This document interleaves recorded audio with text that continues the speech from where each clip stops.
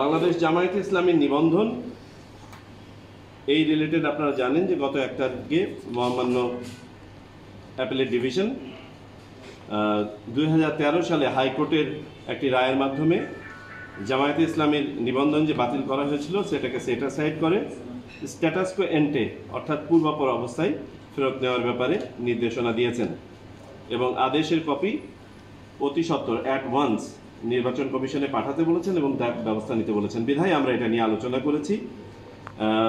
অতি সত্বর জামায়াতে ইসলামী তাদের নিবন্ধন ফেরত পাবে সেই ব্যবস্থা আমরা গ্রহণ করছি। পাশাপাশি জামায়াতে ইসলামী তাদের প্রতিনিধি দলের মাধ্যমে আমাদের কাছে একটি আবেদন করেছেন যে তারা চান তাদের দাড়িপাল্লা যে দলীয় প্রতীকটি ছিল সেই প্রতীকটিও যেন তারা ফেরত পান। আমরা এটা নিয়ে বিশদ আলোচনা করেছি। তার মধ্যে আমরা যে বিষয়গুলো বিবেচনায় নিয়েছি যে স্ট্যাটাস কো এন্টে বলতে কি বোঝায়, অর্থাৎ 2013 সালে জামাতের দলীয় নিবন্ধনের সাথে তাদের প্রতীক যে ছিল সেই প্রতীকের বিষয়টি আমরা বিবেচনায় নিয়েছি।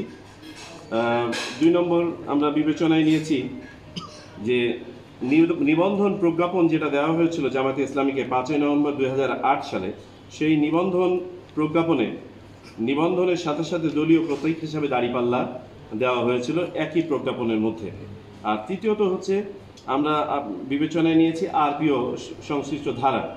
আরপিও অর্থাৎ গণপ্রতিনিধিত্ব আদেশ এর 90 ধারার 1 খ এ বলা আছে যে রাজনৈতিক দলকে যদি কোনো একটা মার্কা দেওয়া হয় সেটা তাদের জন্য সংরক্ষিত রাখতে হবে, এই বিষয়টি নিয়েছে। এখন সামনে এসছে যে আদালতের একটি ফুল কোর্ট সভার সিদ্ধান্ত এবং সেটার আলোকে এই দাড়িপাল্লা প্রতীকটিকে বাতিল করা হয় 2016 সালে। এটি ছিল একটি প্রশাসনিক পত্র যেটা রেজিস্ট্রারের মাধ্যমে প্রধানিত নির্বাচন কমিশন পেয়েছিল এবং সেটার আলোকে এই ব্যবস্থাটি নিয়েছিল। কিন্তু আমাদের সামনে জামায়াতে ইসলামের যে আবেদন ছিল সেই আবেদনের সাথে একটি রিট পিটিশন এবং তার আদেশও আমাদের সামনে এসছে। Writ petition number 3797/2006।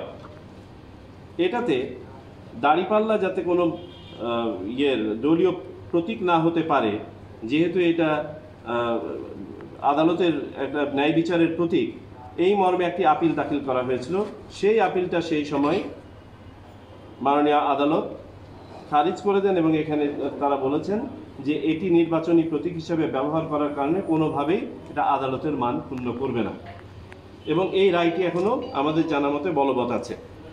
এই সব কিছু বিবেচনায় নিয়ে নির্বাচন কমিশন নীতিগতভাবে সিদ্ধান্ত নিয়েছে যে জামায়াতে ইসলামের দাড়িপাল্লা যে দলীয় প্রতীকটি ছিল সেই প্রতীকটা ফেরত দেওয়া হবে, তারা ফেরত পাবেন।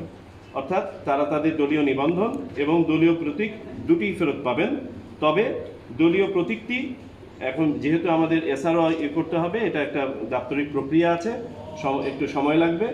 আর পাশাপাশি আরেকটা কারণে সময় লাগবে যে আমরা অতিরিক্ত বেশ কিছু প্রতীক সন্নিবেশ করব, সেটা নিয়েও আমরা আজকে আলোচনা করেছি যে আমরা এই প্রতীকের সংখ্যাটাকে বর্তমানে আমাদের 69টি প্রতীক আছে, এটাকে আমরা 100-তে উন্নীত করব। এই পুরা কাজটি একসাথে সম্পন্ন হবে। এই ছিল হচ্ছে আপনার আদালতের রায় এবং বিভিন্ন বিষয়াদি নিয়ে আলোচনা। এর পাশাপাশি আমরা আরেকটি বিষয় আলোচনা করেছি, সেটা হচ্ছে জাতীয় সংসদের জন্য সীমানা নির্ধারণী। এটা আজকে উপস্থাপন হয়েছে মাত্র। আপনাদের শুধু সংখ্যাটা বলতে পারি আজকে, যেহেতু এটা আজকে মুলতবি করা হয়েছে, এটা ঈদের পরে নেক্সট সভায় এটা নিয়ে আলোচনা হবে। আবেদন জমা পড়েছে মোট 607টি এবং 75টি আসনের পুনর্বিন্যাস চেয়ে বিভিন্নজন বিভিন্নভাবে আবেদন করেছেন। এই আবেদনগুলো নিয়ে গবেষণা ইতিমধ্যে সম্পন্ন হয়েছে কমিটি পর্যায়ে। এটা নিয়ে বিশদ আলোচনা আজকের মতো এখানেই মুলতবি করা হয়েছে, শুধুমাত্র আজকে এটা উপস্থাপন করা হয়েছে। এটা বিশদ আলোচনা হবে ঈদের পরে। আর আরেকটি বিবিধ বিষয় আলোচনায় এসছে যে আপনারা জানেন যে অত্যন্ত দ্রুত গতিতে আমাদের বিভিন্ন এনআইডি কার্ডের যে সংশোধনী প্রক্রিয়া সেটা সম্পন্ন করা হচ্ছে। 30শে জুন পর্যন্ত ক্র্যাশ প্রোগ্রামের সময় দেওয়া হয়েছে। আমাদের মাঠ পর্যায় থেকে আরও কিছু বিষয় শিথিল করার জন্য আমাদের কাছে আবেদন করেছিল, আমরা সেটাও নীতিগতভাবে অ্যালাউ করেছি। তবে সে বিশেষভাবে খেয়াল রাখতে বলেছি যাতে করে এখানে কোনো নিরাপত্তাজনিত কোনো কিছু বিঘ্ন না ঘটে।